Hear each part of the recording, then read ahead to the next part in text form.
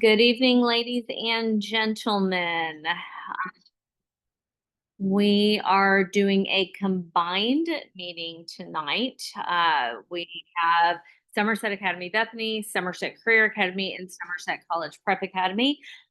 We are required to do this meeting, and I'll get to that in just a minute, for all the schools, and just figured it'd be easier to do it one time with all of one shot instead of three different meetings, especially since so many of you guys are parents at both campuses or all three campuses sometimes. So I'm Erica Rains. I'm the principal. I believe that I have Ms. Hernandez, my vice principal of Bethany, on here tonight. I know I have some admin from college prep on here. I'm not sure if Mr. Treator's here. Not sure who all it is, but I know I've got some admin from all three campuses. So I'm just going to skip the introductions because I have no idea who's on here. There's too many of y'all in front of me. So I'm going to ask you guys to be a little bit patient. I'm actually not the one sharing screen. And so my page is not moving as fast as my fingers want to move. So if I mess up something technically, I'm just going to ask for y'all's patience and grace on that. Okay, let's see if this still works. Okay, there we go. It worked. All right. So you guys already know that, hopefully you already know that Somerset College Prep made its A again. No idea how many years in a row that is. Somerset Academy Bethany has made its A for the second or third year in a row. Hernandez, second or third year? It's our second. Second year in a row. Okay. And Bethany, nope. College, nope. Career Academy made a B. So it was our Career Academy's first year open.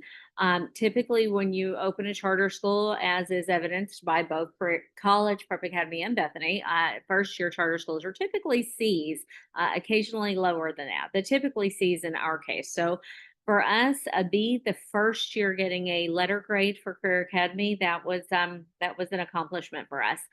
The second really cool accomplishment from this last school year is not only did Bethany achieve its A for a second year in a row, that it also achieved state designated high performing status.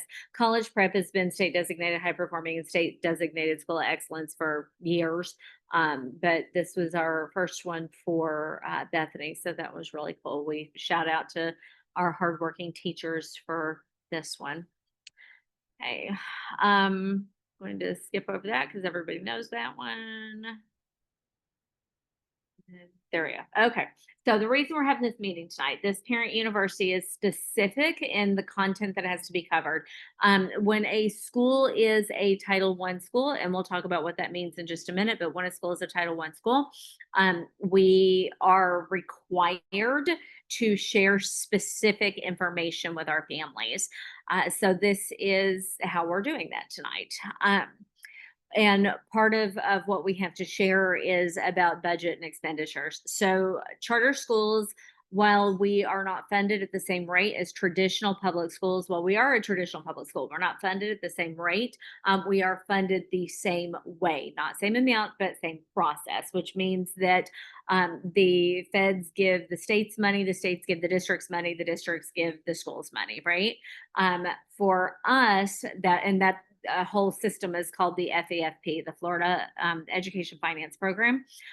The district disbursement, so when feds give it to the state, state gives it to the district, district gives it to the schools. When it comes to charter schools, the district actually keeps 5% of all federal funding that we get from the state/feds, and that 5% is called an administrative fee.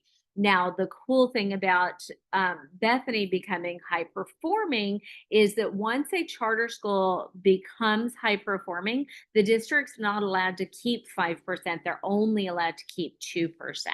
So for college prep and for college prep and for Bethany, the district this year is only going to be keeping 2% of our total funds, as opposed to the 5% that they're able to keep from Career Academy, or that they've kept from Bethany in the past. So that gives us just a little bit more wiggle room there. The millage or property tax revenue, the reason I wanted to hit on that is I want you guys to have that understanding. A couple of years ago, I don't remember how many, it's been a while now, maybe 5, 6, 7 years ago. There was the whole vote where um, if you own your home, your property taxes went up, and there was this whole push to vote yes for that referendum, and that was supposed to go to teachers. Well, when that first passed, charter schools did not receive that. Charter school teachers did not receive that, even though charter schools are public schools, publicly funded. Although you may own your home and send your child to a charter school, your child's teachers did not get that. So after a bunch of charter schools collectively got together in different counties and filed suits, we actually are now getting that money.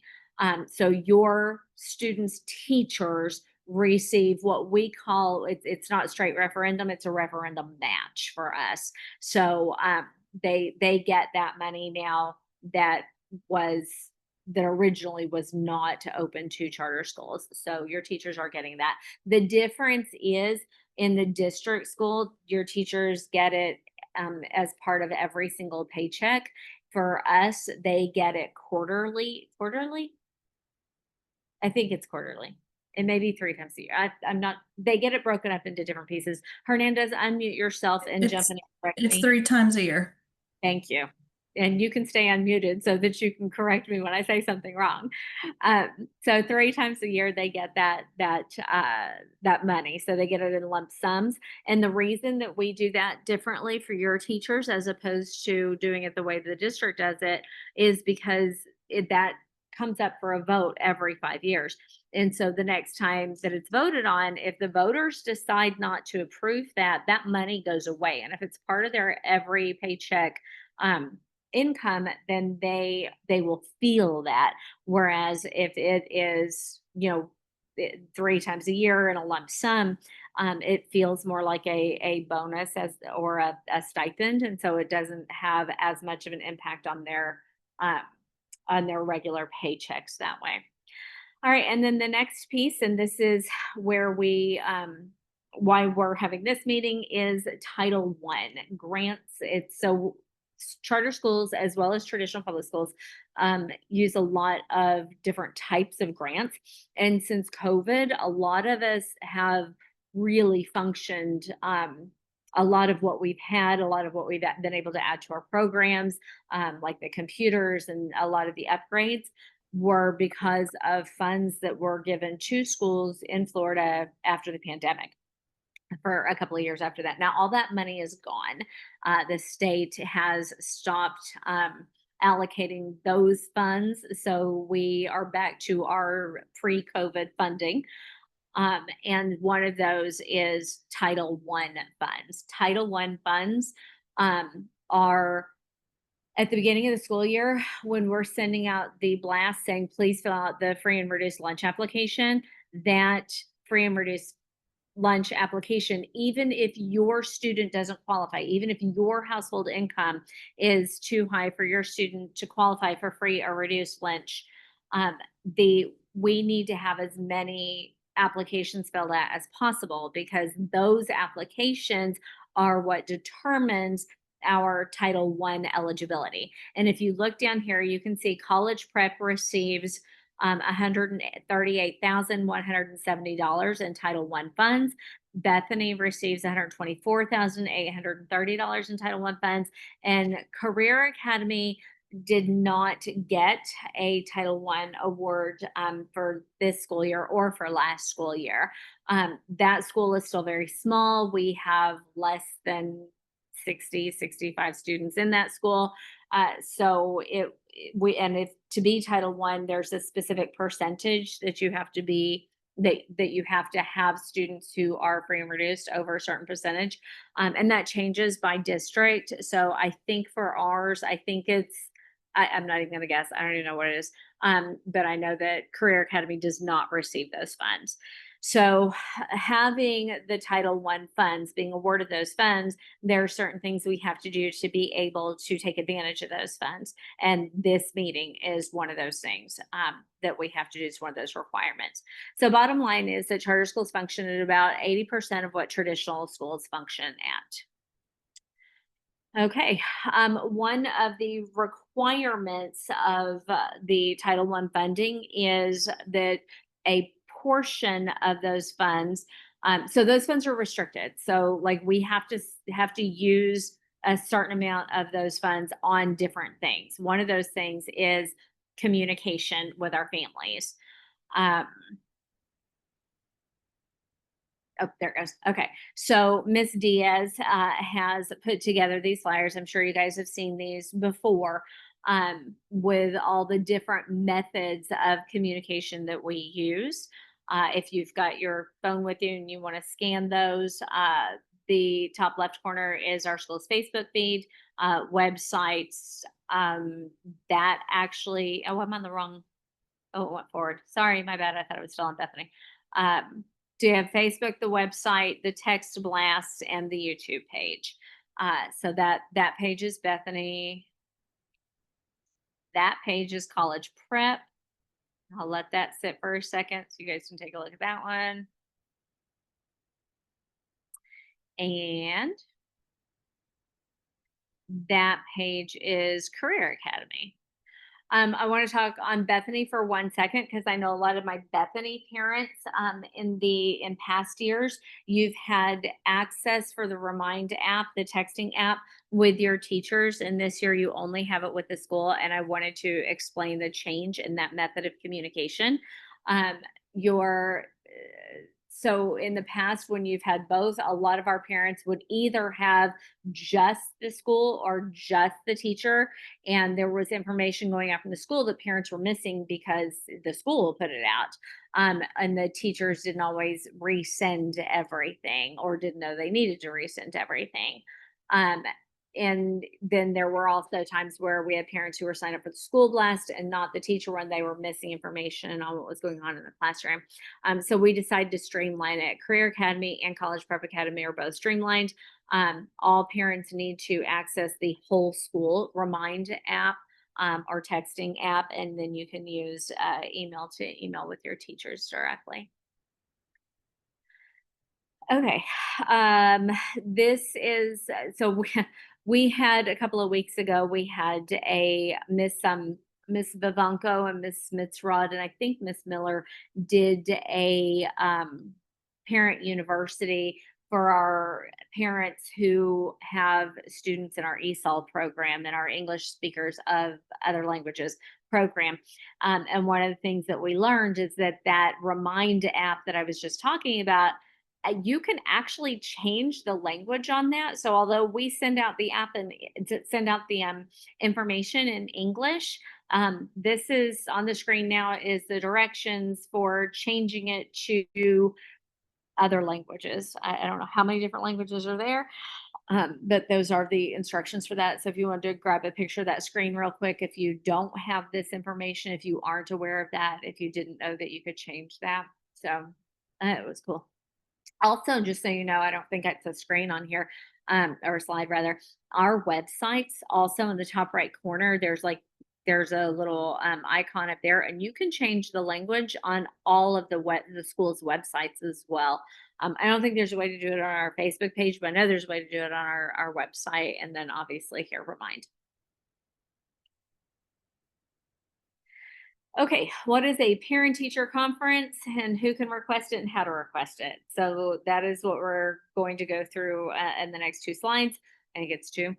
Um,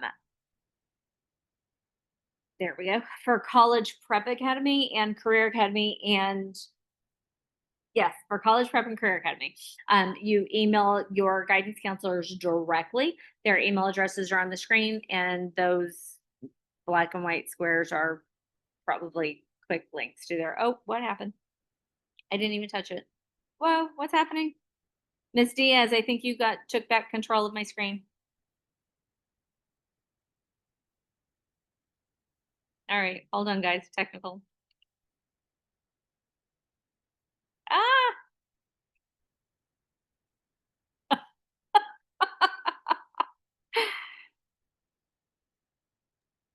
Diaz, if you Sorry. have something to Sorry, input. on you. sorry, my computer fell asleep, so I moved the mouse to wake it up and then I messed it up. I'm sorry, everybody. That's okay, that's okay.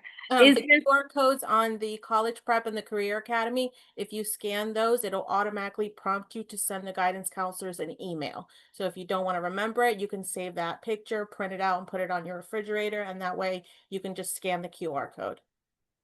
very cool? And is this the one for, I don't This get is the one for Bethany, and it'll take you to the school website so that you can request a parent-teacher conference.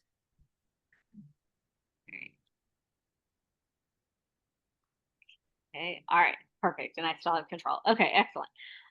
So there you go. Thank you, Ms. Diaz. And what is a PTC? That's parent teacher conference, obviously. Okay, this is just like has a mind of its own now. There we go. Okay. Um, so one of the ways that we ensure equal access is that we offer transportation. Offering equal access is also a require. Why is that moving? Okay. Um, Offering equal access is a requirement of Title I as well. There's different ways that we can meet that requirement. We choose to, and have always chosen to, offer transportation. So charter schools by law do not have to offer buses.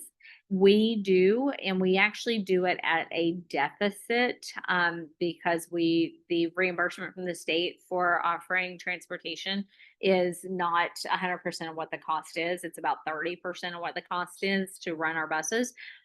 We currently run 16 buses county-wide, all the way up to Lakewood Park and Indrio, all the way down to Becker, all the way out to US 1 in that direction and out to the golf course in the other direction. So we actually cover the entire county instead of just a zone in the county.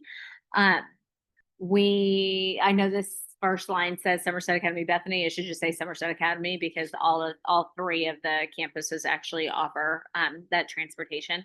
In order to cover the entire district, we actually we do what's called depot stops instead of what's called convenience stops. Convenience stops would be the ones that are like right in front of your house or maybe at the end of your road. But the depot stops mean that, so what our transportation department does is they take all your applications and they look at an area, and if they've got 20 kids who live in this area, they're going to put that stop like right in the middle, somewhere centrally located to all of them. So it'll be closer to some and further from the ones on the outer edges. But that's again so that we are able to offer that countywide. K-1-2 kids, so Bethany, kinder, first and second grade, your parent, an adult has to be at the bus stop to accept the child. We're not allowed by law to let a K-1-2 child off the bus without an adult there meeting them. If there's not an adult there to meet that child, at the bus stop, a K-1-2 child, then I do require my drivers to bring those kids back to school, and then the parent has to pick up there. If that happens, I think it's 3 times, then your students do lose your student is suspended from the bus for a period of time, if they have to keep returning. Please keep in mind that the college, so Bethany lets out first, and so the buses drive for Bethany. As soon as they're done with that route, College Prep and Career Academy both let out. So it's the same buses running for for all 3 campuses. So if we have a bus returning to Bethany because somebody didn't meet their kid at the bus stop or because the student fell asleep, then that bus has to go back to Bethany, drop that student off before it can get over to College Prep and Career Academy to pick up those kids and take those kids home. So it really, when my Bethany people aren't on the ball, it really, really, really affects my College Prep and Career Academy kids. And they're already getting out so late, and it's so late when they get home as it is. So we beg our Bethany parents to, if you have a K-1-2, please be at the bus stop when you're supposed to be there to meet your student. Okay. There we go. All right, Miss Diaz, are you or Miss Meyer going to take the next couple of slides? Sorry, I guess it's gonna be me. I'm gonna mute myself. Hopefully it still works. Okay, so at Bethany, I'm gonna mainly speak about Bethany because that's where I have the most experience with. But at Bethany, we have really tried to create this role of a family engagement officer, which started last school year. And that is to get more families involved and know what's going on in the school and to just build that a better communication and a better community for the students that are at Bethany. Obviously, we want to expand that to the Career Academy and to the college prep. But my focus has always been on Bethany. Um, we have different events that we try to do for Bethany.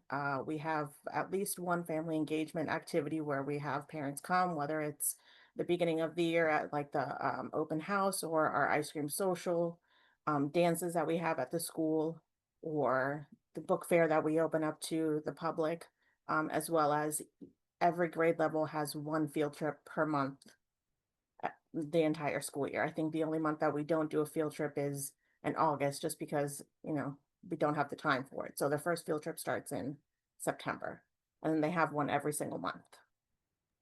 And that just to interrupt for a second, that family engagement officer position and that family engagement activities is also one of those requirements for those Title I funds. A percentage of those funds must be spent on the family engagement officer and or activities. Okay.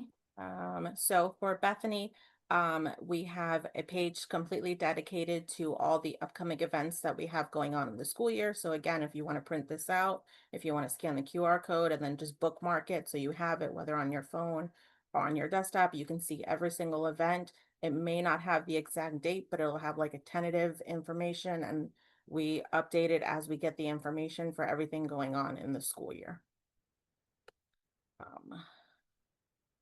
If you are interested in becoming a volunteer at the school, whether it's to chaperone field trips, dances, or any activity, help out during lunch duty and or in the office for arrival or dismissal, if you want to be a teacher assistant for the day because you love your teacher, whatever the reason is why you want to volunteer with the school, we do require that all applicants have or pass the drug test and do the level 2 background check. You can scan the QR code. It'll take you to the website where you can download the application, and then the email address is provided there. And then, And keep in mind that all 3 campuses do require parents to volunteer a minimum of 20 hours a year with us. And that can be done by chaperoning field trips, chaperoning. There's a lock-in coming up. There's a spooky social coming up. There's a fall festival coming up. So there's lots of different volunteering opportunities, as well as obviously donations. yeah, so like she said, we have a lot of different volunteer opportunities, and you never know where volunteering at the school may lead. Miss Diaz's question, I can Yeah, see that it says volunteer at somersetacademybethany.org. That's the same email address, though, regardless of which campus they want to volunteer at. correct. Okay. Yeah, that particular website is not on the Career Academy or College Prep. It's something that I have to add on there. So the application process is the same and the email address is the same. It'll go to Rosenfeld. Okay. Okay. And is Miss Rosenfeld on right now? Miss Rosenfeld? All right, Miss Hernandez, can you speak to that clearance process, the cost and what it entails and turnaround time since Miss Rosenfeld's not on? I honestly do not know what the cost is nowadays. I know it used to be about $56 for your fingerprints and around 40 or 50 for your drug test. Parents and, people who want to volunteer have to go through a drug test and a fingerprint process to make sure that they are safe to be around our students, and an application as well. So I do know a little bit about the cost. The cost is a little over $120 with the fingerprinting and the drug screening. And the costs that the parents make towards getting this process done will actually count towards their volunteer hours. So as long as you submit the receipt or proof and everything, we can update it and get you those volunteer hours. And it's valid for 5 years. Oh, that's cool because it used to only be a year or two. Yeah. Right, and now with the clearance house rings, you're seeing clearances come in around how many days after everything's I'm seeing completed? them, if there's no criminal history, I've been seeing them come back in 24 hours. Yeah, I was gonna say they've been very, very quick, like no more than 3 days. Yeah. Yeah, I think 3 days is probably the longest, and that's usually if there's a problem. Yep. All right. Okay, these are some events that are going to be coming up at the Middle High campus for Career Academy and College Prep. Yes, for both of them. And I can speak to those a little bit. Hispanic Heritage Night, we have that every fall, and it's all of our foreign language teachers and their students get together and put that event on. That is a free admission, it is open to the public. Our students they are showcasing the work that they've, excuse me, been doing in those classes. They have posters and poster boards up. Sometimes they have performances for us. They usually make a meal from the country that they're showcasing. So that's open to every. So even if your student attends Career Academy or College Prep, you can still attend as a Bethany or the other Middle High campus family. So that's open to all of our families, and we do ask you guys to attend those. The kids like to show off the work that they've done.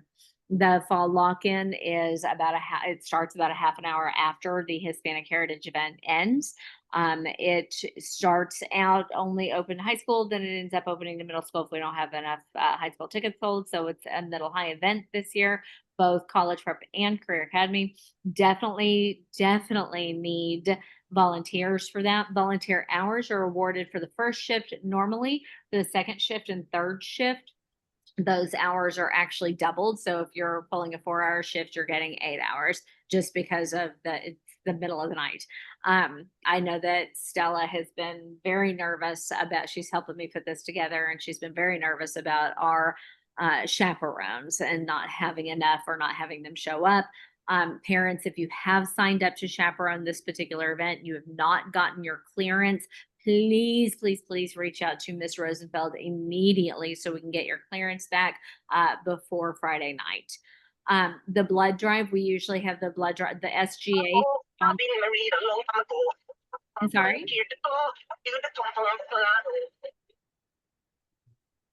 Okay. The SGA usually sponsors the blood drive. Big Red Bus parks out in front of the school. And while we encourage our high school students to donate, it's actually open to everybody. So parents of Bethany families, if you guys are out and about in St. Lucie West that day and you see the Big Red Bus out there, please come by. It's one of the things that our SGA does to try to give back. If you are a parent at Bethany or Sassel, my guidance department will be presenting to fifth grade parents. So the middle high guidance department will be presenting to fifth grade parents at those two schools next week. Those dates are on the screen. And then the NEHS induction ceremonies on the 24th. Spooky Social is I believe that's middle and high school event. It's actually sponsored by the FFEA at Career Academy and open to middle and high school. There's a breast cancer walk-in tradition on October 25th. It's the one that happens every year. Our cheerleaders have been asked to lead that this year. They're pacing it this year, which is really cool. Our cheerleaders from College Prep Academy, they participate every year. And I guess because of their participation, the breast cancer group has asked them to pace it this year. So please come out and walk and raise funds, start a team. We're looking forward to doing that. And parents and students of all the campuses can do that because it's open to absolutely everybody, not just our schools, obviously. And if you choose to participate, we do count that towards your parent volunteer hours, regardless of which campus you attend. And then homecoming this year for college and career is November 1st, and always looking for chaperones, volunteer chaperones for that. Keep in mind that while you may have kids like at that. Bethany or at Slides on mute. College Prep and Career Academy, you are able to No, volunteer at any of those. It doesn't matter. You don't have to have kids at your camp at one campus to volunteer at that campus. So as long as you have a kid at Somerset, one of my Somersets, then you can volunteer at any of them that you want to volunteer at. So, all right. Maybe. Okay. Oh, wait, I think we pushed it at the same time. Oh, probably did. Okay, All right, go so ahead. For field trips for Bethany, all field trips, we do require the students to have a field trip shirt that can be purchased through iBelieve. That is the uniform company. They have to purchase that shirt. We really push parents and encourage them to purchase it as soon as school starts because iBelieve is fantastic with deliveries. So we really, so so please make sure you have your field trip shirt. The payment and the payment deadline, we can't extend that. So whenever we set the deadline, we really encourage parents to try to make that payment before the deadline. There's a process that goes through, especially if there is a fee. We have to submit it to the bookkeeper. We have to get it approved. So those people aren't always at the campus that we need. Sometimes we have to hunt them down. Sometimes they're on conferences or at trips. So we usually generally close the payment window 2 weeks before the actual field trip so that we do have enough time to make sure that the check and the appropriate people have signed it. So it is really, really important that parents make the payment before the deadline because we really can't make exceptions or open it up to extend that payment window. Permission slips have to be turned in. Chaperones, we're always looking for chaperones for field trips.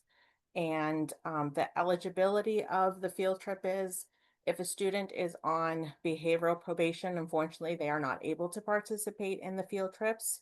The field trips are a privilege for our students. So there are certain exceptions that we do make based on the specific type of field trip, but generally, if they're on both behavioral probation, they cannot attend the trips.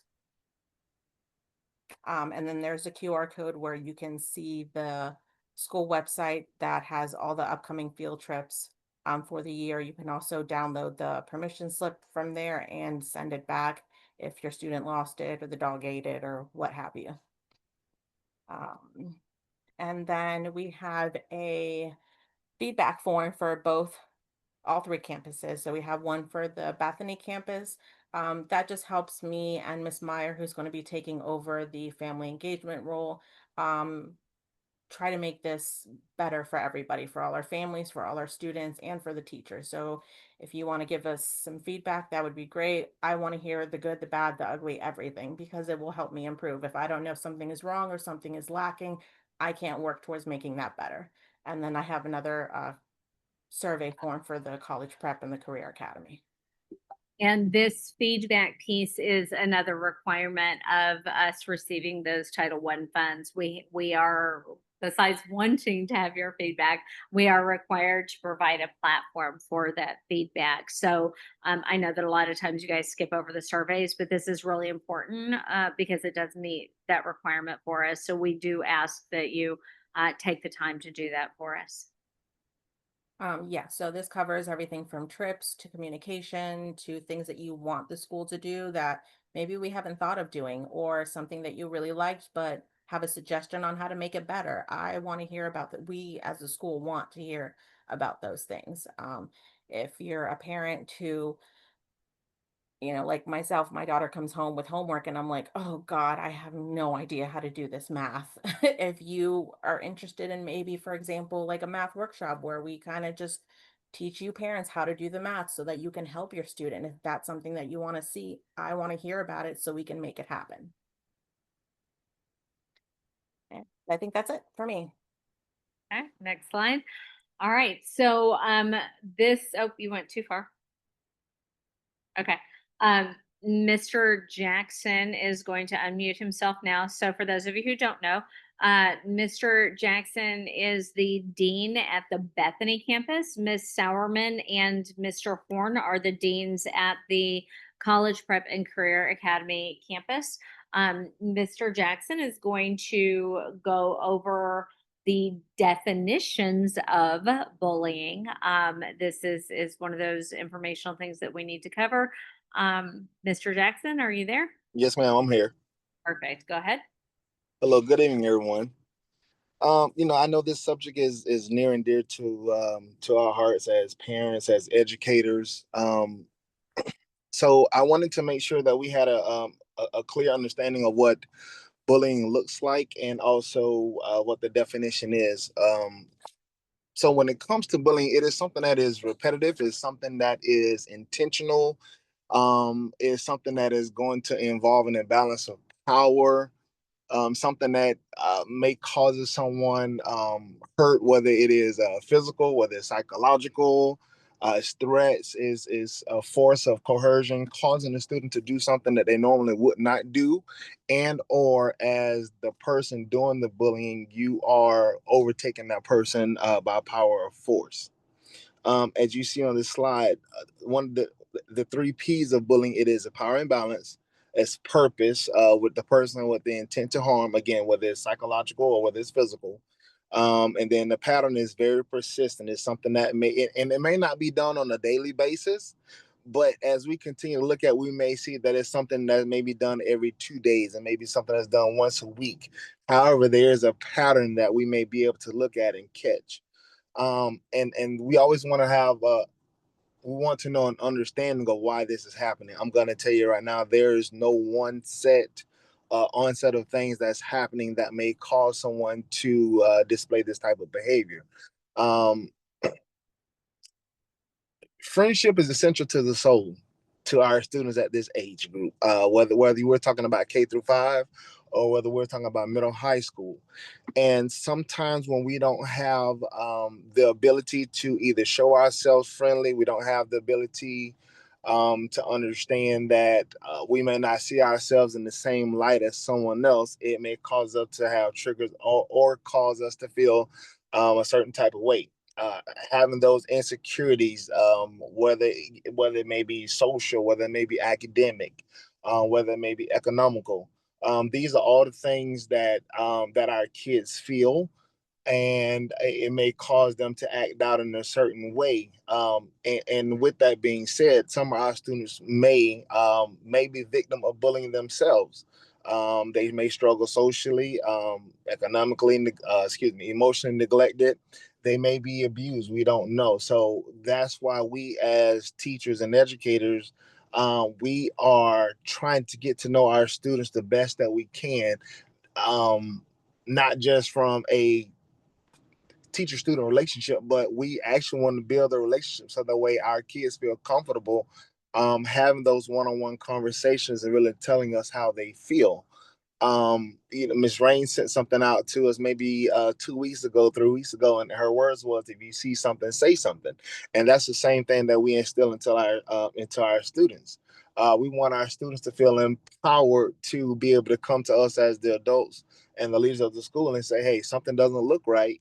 Um, you may want to take a look or investigate, you know, potential problems that are happening." There are several types of bullying. You have psychological, you have verbal, you have physical, and on the next screen, I also said there's cyberbullying as well. When you look at all these different components, again, all of them are put in place to produce certain types of hurt. Of course, when it comes to physical, you're talking about a physical constraint of someone being possibly, getting into a physical altercation, being pushed, being shoved.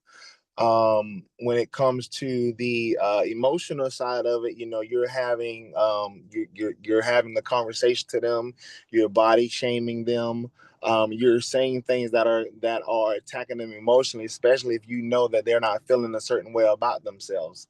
um you mind backing up one slide for me?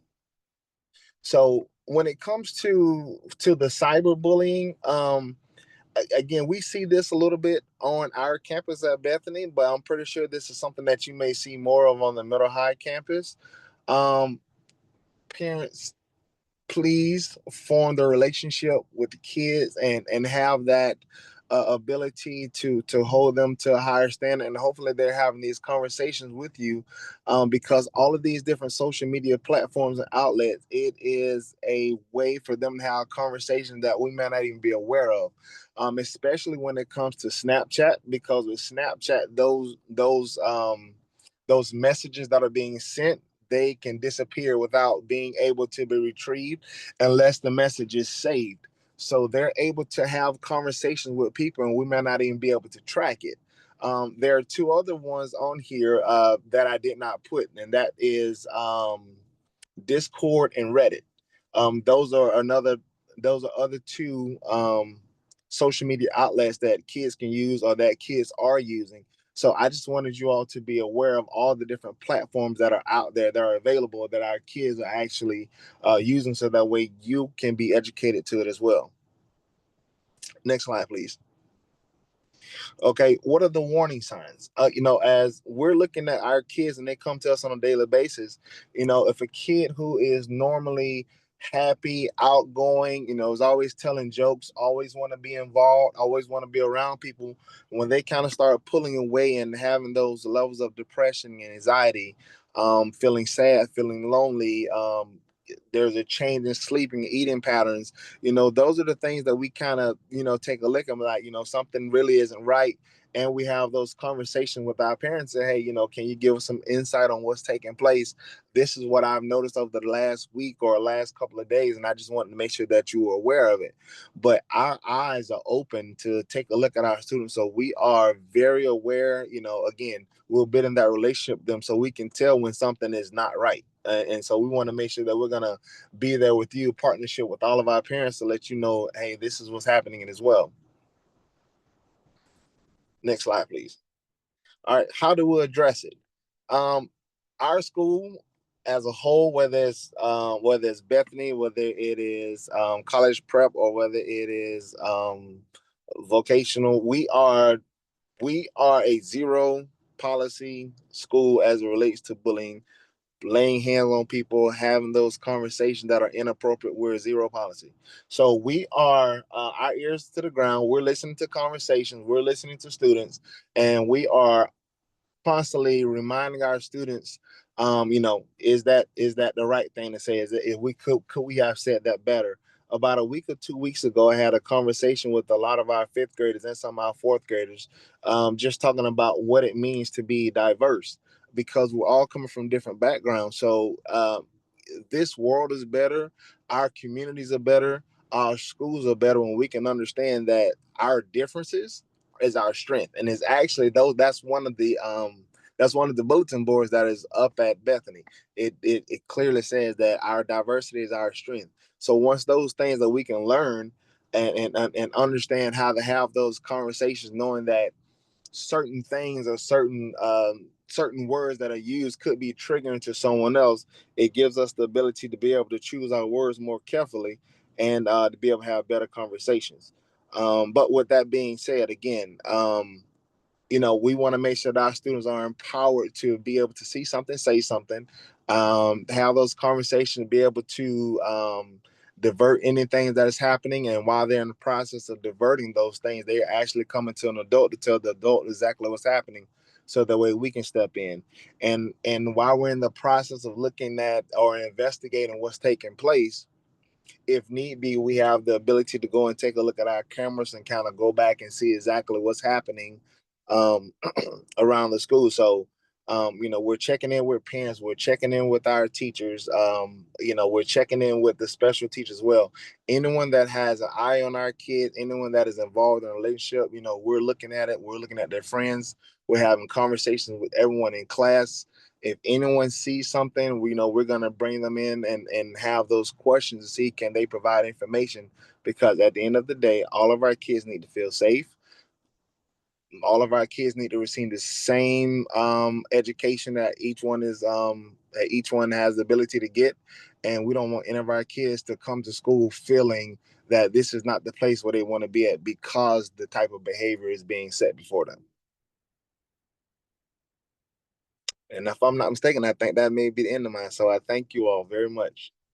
Mr. Jackson, thank you very much. I know that you are currently obligated to a coaching event that you're at, so we really appreciate you taking the time to get with us and go over that with our parents tonight. Thank you very much.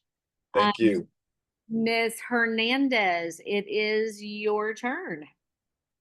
Good evening. I'm actually going to go ahead and let Miss Ingram unmute, and she has the first couple slides. Okay, go Ms. Ingram. Hi, everybody. So what is PM testing? PM stands for Progress Monitoring, which is our state testing. It is one of the pieces of data that we use to see where our students start and kind of monitor that throughout the year to see exactly where they're at and what they need so that we are able to give that to them. How often does it happen? We take progress monitoring assessments 3 times a year for all of our students K through 5. We did the first one in September. Our next one is going to be December. And our last one is usually around the end of April or the beginning of May.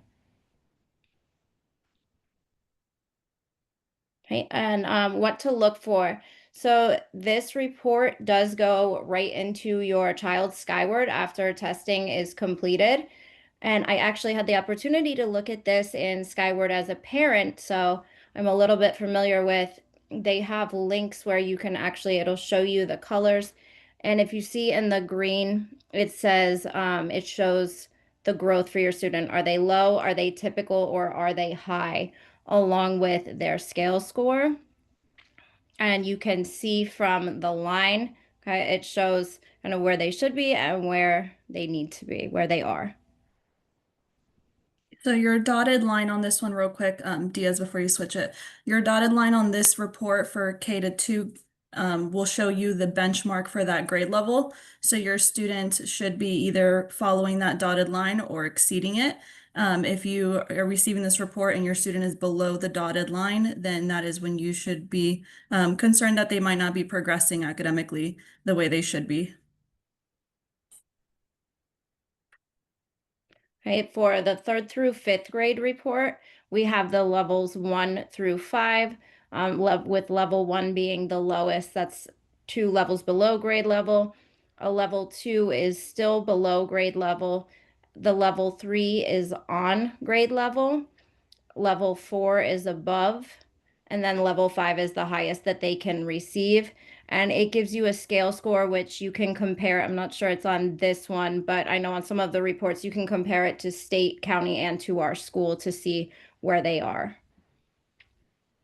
And parents for 3rd through 5th grade, when they're doing their PMs, they are testing. So for example, if a student is a 3rd grade student in math, they are testing them at the beginning of the school year on the material for the end of 3rd grade.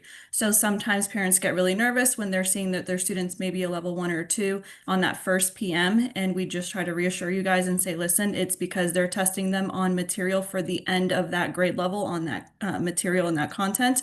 So you want to just make sure by PM2 that you see that upward movement and they get closer to that level 3. And then by PM3, they should be either completely at a level 3, 4, or 5 and have mastered that content for that grade level. And real quick, before we change this slide, at the bottom, it shows the categories that they're tested on. On this one, it doesn't look exactly the same, but where it says achievement level, there's usually a dotted line in the middle, which is at or near the standard. So if they're to the right of that, they're meeting that. And if they're to the left, they're below it. So you can kind of see how far away they are from meeting those specific categories. And if you're ever confused on any of your reports, reach out to the teachers. They've gotten really, really good at reading the reports and understanding the data and being able to explain it a little bit better for parents. Okay, data chats at Bethany. What is a data chat? That's when we have the parents come in and we sit down and we go over the data reports that we just showed you. We talk about where your student is currently, where they need to be, and how we're going to get there. A student-led conference is something new that we're doing this year. We just actually did them today and they went very well. The students have a PowerPoint template that they will use for the whole year and they add to it for each progress monitoring assessment. and they present their data to their parents. We've added some goals. We put where they are, where they want to get to, and how they're going to get there. And they kind of walk their parents through that. So they're accountable for their learning and their goals. They're about 20 minutes long, and they happen after we take each progress monitoring assessment. And those are scheduled through a Sign Up Genius. I know a lot the teachers send them out in their weekly emails that they send through Skyward. And then I know it was also blasted through Remind so that parents could sign up for that. Kinder and first grade parents, well, and second grade parents today did our traditional 15 minutes quick in and out, come see your students' data, talk to your teacher, let the teacher tell you how you can support at home. Our student-led conferences, we tried for 3rd through 5th grade, and like Ms. Ingram said, it went very well. So we are looking at moving 2nd grade slowly to that, whether it might not be a PowerPoint, it might be paper-based, but something where the 2nd graders are for PM2 able to present their data to their parents. We found that they are more successful when they own their results and they own their data and they're able to tell you in their own words what they're struggling with, what they scored really well on. And for my middle high parents that are sitting there going, why don't we have this? The answer to that is because it's done with your middle high students. Your middle high students have more of an understanding of their data. Every single classroom teacher at College Prep and Career Academy have a data wall in their classroom, and the students know where they have their data chats with their individual ELA and math teachers over there. And then, of course, you can always do the parent-teacher conference. All right, Ms. Diaz, I do not want to mess this up, so I'm going to let you push play on this. College Prep parents and Career Academy parents. Mr. Tredor is here with us in spirit. Turn your volumes up. Hopefully this works. Ms. Diaz, go ahead.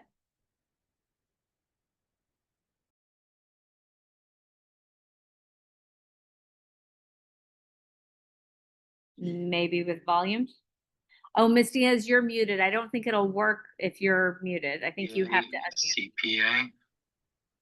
What you're looking at here is actually a full year's worth of testing, either state level testing or college entrance testing. So I want to go through bits and pieces of each of these to make sure you guys understand what it is your student is taking and when they might be taking it. So first thing I would like to highlight is the PM test. So students took PM reading or maybe also PM math. PM1 occurs in August and September of the school year. PM2 is going to pop up in December.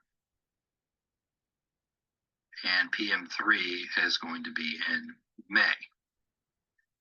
So the students who take PM reading are going to be the students that are in grades 6 through 12 on this campus. Sorry, 6 through 10 on this campus. The students that are taking PM1 math are going to be 6th, 7th, and 8th grade students who are not taking a high school math like algebra or geometry. Right, and those tests are used for progress monitoring and to show achievement. They're also used to calculate the school grade to some degree. And they can determine whether or not a student needs intensive math or reading the following year. So those are graded on a 5-point scale, which is typical of a lot of the tests on this page. 3 is going to be on grade level with support, and that means passing. 4 and 5 are also going to be on grade level or above. 1 and 2 means they're not on grade level yet, and they could use some remediation. So those are the PM 1, 2, and 3 tests. You'll also see leading up to the PM3 tests, teachers running what we call Saturday Saturday schools, Saturday preps, or after school preps to either review content or just to boost their test taking strategies. Reading retakes, next one on this list, that's going to be only for juniors and seniors, and only for those juniors and seniors who still need that graduation requirement of a communication exam. So that can also be fulfilled with a few other exams. It can be fulfilled with the PSAT, the SAT, the ACT, or the CLT. These are all nationally known tests that are used for college entrance exams. The reading retakes is a retake of the 10th grade PM3 reading. So they need to show to be on grade level for that in order to graduate with a Florida diploma. Algebra retakes, that's going to be an algebra EOC exam. Students that are doing retakes are students who previously failed the algebra EOC exam, and typically the geometry EOC exam. They need to have passed one or the other, or a different test that is on the state's list of concordant tests for graduation. So to review, to graduate as a senior from the state of Florida, we need a passing score on a 10th grade reading test and a passing score on an algebra EOC or geometry EOC, or just like with reading, there is a certain score that you can get on the PSAT, the SAT, the ACT, and the CLT in order to take the place of those state exams. The PSAT is going to be taken by all 10th and 11th graders. And as an 11th grader, it's actually the NMSQT test, the National Merit Scholar Qualifying Test. And it is used for colleges and various other organizations to dole out scholarships. The PSAT is kind of like a practice SAT, which is a college entrance exam. Algebra 1 and Geometry Winter EOCs. So this is going to take place in December, and this is going to be for students who are sitting in an algebra or a geometry class from August to December. It could also be any of the juniors and seniors who still need to retake for that passing score for graduation. U.S. history, that's going to be high school level U.S. history. Civics is a middle school level course. We generally give it to 7th graders. These EOCs, anything with the word EOC or the letters EOC that follow the tests, count for 30% of the grade in that class. So the algebra EOC is 30% of quarter 1 and quarter 2 together. Or a better way to think about it is 15% of quarter 1 and 15% of quarter 2. Now, we'll also have algebra and geometry and U.S. history and civics EOCs that happen at the end of the school year in May. And that's for students who are sitting in the class from January to May. Biology, we can throw that in the loop. That is a high school level course, and it is a 30%er. Reading retakes. Same thing as what reading retakes were up here in September. They're happening again in December. And they'll happen again in May. Right. Classroom finals. Any course that doesn't have an EOC attached to it can have a final exam that can be worth 20% of the student's grade. And those are given by the teachers. SAT school day, that's going to be for juniors and seniors only, and that's going to be in March. The state writing test, that's going to be at the end of March, beginning of April. That's going to be for 6th through 10th graders. Up to this year so far, this has just been an informational test, the results of which have not been held against the student in any grade capacity, or there's no requirement to pass this test in order to graduate. It's strictly informational, which is true this year at this point. Another round of reading retakes for juniors and seniors. This is going to be in May. This is going to be the last opportunity for seniors to pass this test before the actual graduation. There is one other opportunity in July, but that's after their graduation at the end of May. So ideally, if there's a senior who still needs to pass this test, they're going to be passing it on the 5th of May this year. And then for anybody else taking PM3 reading or PM3 math, that's at the very beginning of the month of May. And again, it's the same students who took PM1 and PM2 reading and math.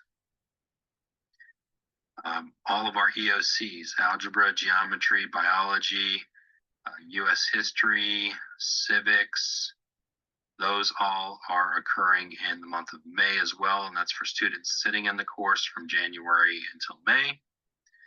8th grade science FCAT, that's going to be any 8th grader who is not taking biology. Biology is a high school credit. So an 8th grader that's taking physical science or any other middle school science, they are sitting for this test on May 14th. And then we wrap up the school year with classroom finals. Again, that's any course where it's not attached to an EOC. So remember, EOCs are automatically 30% of the student's grade for 2 quarters. So any course that is offered that's not attached to an EOC has a final of some sort, and it's going to be up to 20% of the grade for that particular 9 weeks. All right. Thank you, Spartans and Vulcans. Okay, I think that one's done. So also so that you know, one of the requirements of that Title I funding, remember, because that's what this whole thing is about, is what's considered closing the gap. So the teachers for both for elementary and middle high, the teachers who choose to stay after school to help boot camp your students, or the Saturdays that they come in for boot camps, that Title I funding assists with that as well. Okay, is this going to go?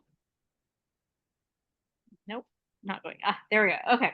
And then another piece of the Title I requirement is to make sure that parents know how we are assisting with transition. So transitioning from Somerset Academy Bethany to Somerset College Prep or Somerset Career Academy.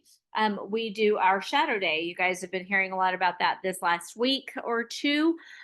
Permission slips should have gone home at Bethany for 5th grade students to get on a bus and be taken over to the College Prep campus, where they will spend the day shadowing middle high students. Middle high parents, your students should have received an email with a forms link in it, where they had to express their interest in being shadowed, and the things that they're into, whether they're an athlete or in a club or school leadership or whatever. And athletes and school leadership and club members, those kids do receive preference when we're picking the kids for the 5th graders to shadow, because obviously we want the 5th graders to have people who are going to be able to answer all their questions and be able to see what all is available to them as they transition to the middle high campus. Typically, we do not choose sixth graders to be shadowed. Typically, it is seventh through 12th grade that gets to have a shadow. It's students from both Bethany and Somerset Academy St. Lucie come over on Tuesday the 28th. And they spend the day there. So they literally shadow the middle high kids. They go from class to class to class with them. At lunchtime, the middle high kids bring the fifth graders to the theater and they drop them off. We have sacked lunch for them where they can bring their own lunch. And the guidance department from College Prep and Career Academy do a presentation to our incoming rising fifth grade to sixth grade. They tell them everything that they need to know about the school, so they get to see it. I know a lot of parents of incoming sixth graders are very nervous because it's middle high, it's bigger, there's so many more kids, and they're worried about them getting lost. This gives our fifth graders the opportunity to see the campus and know what to expect before August of their sixth grade year rolls around. Okay, this is one of those things that we send home at the beginning of the year. One of our preschool teachers found this a couple of years ago, and we liked this and put this out there. This is for all of them, for all of the kids, all the campuses, all the grade levels. If you have something going on at home, if there is something that your family or your students need, if they're just having a bad morning and you're worried about them having a bad day at school, you can always just send an email to their classroom teachers or to their guidance counselors with just a little message that says, please handle with care today. If it goes to their guidance counselors at the middle high campus, then guidance is going to call them in and check with them and make sure they're okay and see if there's anything we can do, or reach out to you as the parent, see if there's anything that we can do. For the elementary campus, if you send that message to their classroom teachers, then this just kind of lets the classroom teachers know that your student just needs a little bit of extra love during the day that day. All right. And this went a little bit longer than I expected. I thought we'd have been done by 7:30, so I guess the testing part took a little bit longer than normal. But we are at the point of questions. I've noticed in the chat, parents have been asking questions as we've gone, and I've seen my people answering those questions in the chat. I know that some of you have asked for copies of those surveys. So Miss Diaz, maybe you can put together something that we can blast out this evening after the meeting's over for those families to be able to respond on those surveys. And then for the communication pages, those are all already out there. How to log your volunteer hours. Your contacts are Miss Meyer at Bethany and Miss Platt and Miss Grant at the College Prep and Career Academy campuses. All right. Are there any other questions? So for those of you who logged in late, this is being recorded, and we will be, as soon as the meeting's over and IT does whatever magic they have to do, it will be uploaded to all three schools' YouTube pages. And then once that happens and they send me those links, I'll get them put up on the schools' Facebook pages and on the websites and try to get those blasted out. That may not happen tonight because it's already kind of late. That may happen tomorrow. But that way this will be available to parents who weren't able to make it tonight or who came in late. Can we share again the link for math help for the parents? Ms. Diaz, I think you were referencing assistance for math for the parents for their students. Yeah, that was an example of something, but if that's something that parents want, again, once I share the link for the feedback, then I can definitely set that night up. I'll have to get different grade level teachers, and I will get that on the calendar if that's an interest that parents need and want.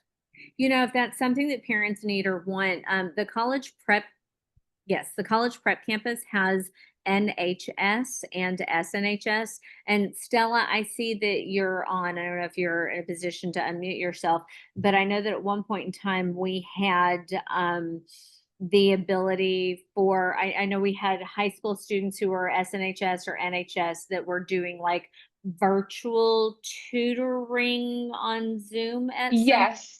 So we did have them, but we didn't get much turnout in the last few years, so we stopped the program. But I do know the presidents that are in those programs now would be able to open it back up if students show interest in having student led tutoring sessions.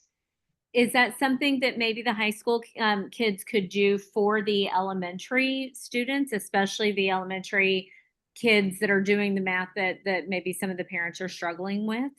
Yes, I can speak to the presidents of those clubs and the sponsors, but they'd be pretty much open to it. They were excited about the idea in previous years when they applied, but since we haven't had much turnout, they had to cancel it, but we can speak to them and see what they say. All right, awesome. Thank you.